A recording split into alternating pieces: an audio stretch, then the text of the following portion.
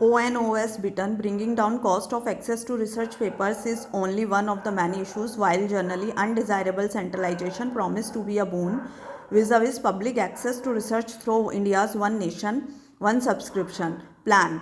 ONOS was first proposed in the country's fifth draft National Science, Technology and Innovation Policy in 2020 in response to the hefty fees research journals charge and still do for scholars and the people at large to access the papers they published. In this revenue model, journals accept and publish papers submitted by the scholars and charge those who want to read them a fee.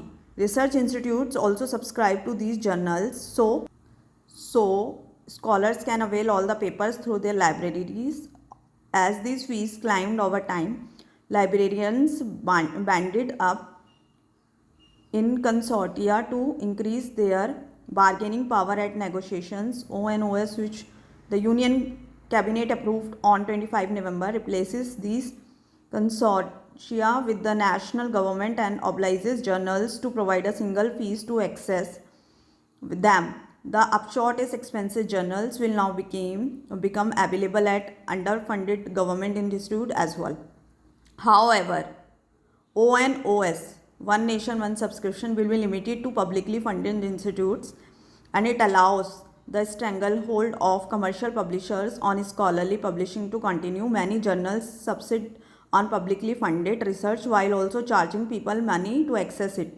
ONOS may reduce these sums, but the government's willingness to allocate rupees 6,000 crore for 3 calendar years for 30 major publishers must be seen against the backdrop of the gross expenditure on research and development as a fraction of the GDP having become stagnant.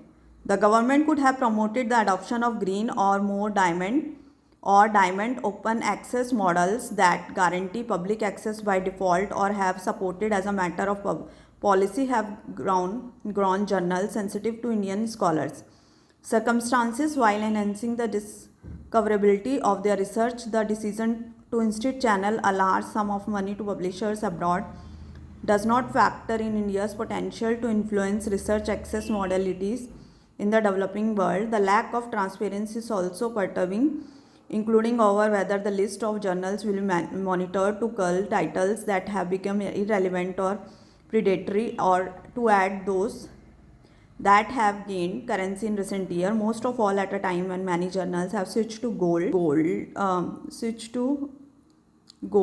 and